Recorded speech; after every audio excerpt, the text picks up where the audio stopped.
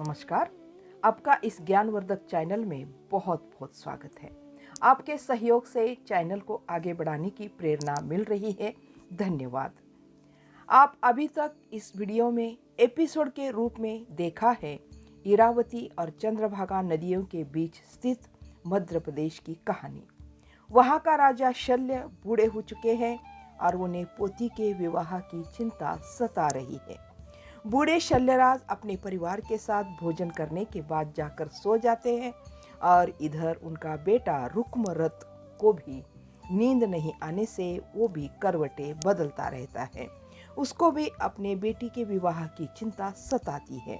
उतने में उनकी पत्नी आकर कहती है कि आप इतनी चिंता क्यों करते हैं? आप पहले तो ऐसे नहीं थे। अब पूरी तरह आपके विचार कैसे बदल गए? मैं स्वयं शादी के पहले एक बेटे को जन्म दिया था, तो भी आपने मुझे स्वीकार किया ना। अगर बेटी के साथ भी ऐसा कुछ हुआ, क्या इसमें खराबी है? यह पुरानी पद्धति है ना। इस बात पर रुक्मरथ झटके से उठ बैठता है और कहता है, अगर मेरे घर में मेरी बेटी ऐसा करे तो आर्यव्रत में हम सिर ऊंचा करके कैसे चल सकेंगे? पत्नी ने कहा, आपको पता है, एक बार पिताजी ने हमको बताया था कि कुरु देश के भीष्म है ना, उसकी सौतीली माँ भी उसके भी कानीन पुत्र था और वही कानीन पुत्र परम वेदज्ञ और समस्त आर्यव्रत और ब्रह्मावर्त में कृष्ण द्वैपायन नाम से पूजा जाता है। कुरुओं के घराने में भी ऐसी बात हुई है ना? रुक्मरथ ने कहा, उस बात को हुए कितने साल बीत गए, अब वे सब बदल गए हैं। आजकल तो कई बातों में वे बदलते जा रहे हैं। यह सुनकर पत्नी कुछ नहीं बोली। आज उसके अपने पत्नी द्वारा एक नया विचार सुनने को मिला कानीन के बारे में। अब वह सोचने लगी थी कि उनका विचार सही था या गलत, पता नहीं। ज़्यादा बहस न करते हुए वह उठकर भीतर के आंगन में चली गई, क्योंकि गर्मी के कारण उसकी आंखें भी भारी भारी लगने लगी थी। बेटी हिरण्यवती उदास बैठी हुई थी। दूसरे दिन शल्यराज से मिलने एक दूत आया। 5 घुड़सवारों सहित आए थे दूत को देखने से यह स्पष्ट हो जाता था कि यह कोई ब्राह्मण है। महाराज ने उसका सभा में स्वागत किया। उसके साथ उसका बेटा रुक्मरथ, उसके दोनों छोटे भाई वज्र और अजय भी थे। पुरोहित होमदत्त भी उपस्थित था। दूत के रूप में पधारे राजा का बहुत अभिनंदन किया गया। उनको मधुपर्क दिया गया, उनका आशीर्वाद लिया गया और बड़े आसन पर दूत को बिठाया गया। तब दूत ने अपना परिचय दिया। उसने बताया कि पांडव विराट के नगर में हैं। उनका अज्ञातवास समाप्त हो गया है। पांडवों के तीसरे भाई अर्जुन के पुत्र के साथ विराट के राजा की छोटी पुत्री का विवाह हो गया है। दूत ने आगे बताया कि अब सब विराट नगर के उत्तर भाग के उपप्लाव्य नगर में हैं और उसे उन्होंने अपना कार्य केंद्र बनाया है। दुर्योधन ने स्पष्ट कर दिया है कि वह उसके भाग का राज्य पांडवों को नहीं देगा। वह कितना अधर्मी है, यह फिर से आपको बताने की आवश्यकता नहीं है। उन्होंने कहा कि पांडव शल्य राज के सगे भांजे हैं।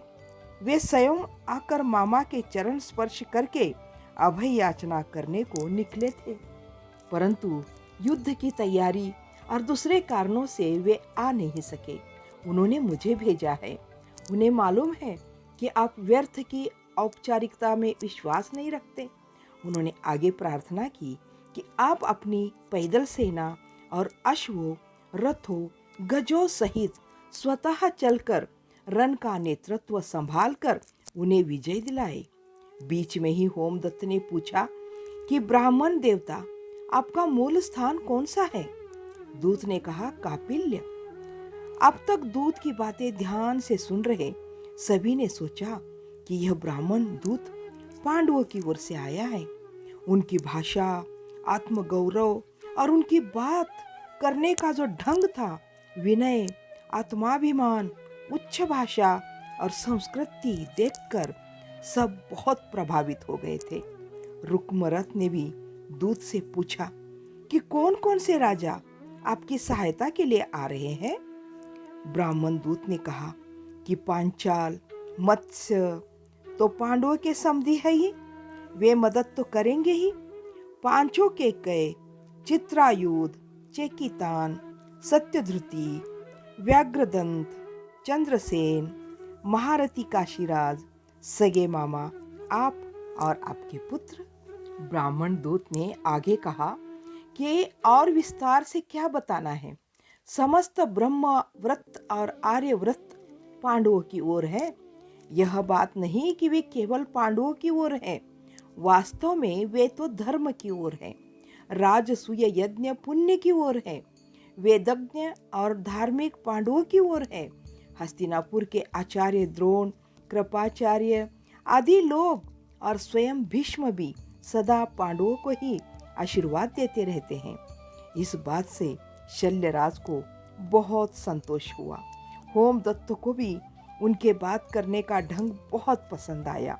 रुक्मरथ को भी बात अच्छी लगी, पर एक पल बाद वह बोला, तो इसका मतलब यह हुआ कि इन लोगों के सिवा अन्य सभी लोग दुर्योधन के पक्ष में हैं।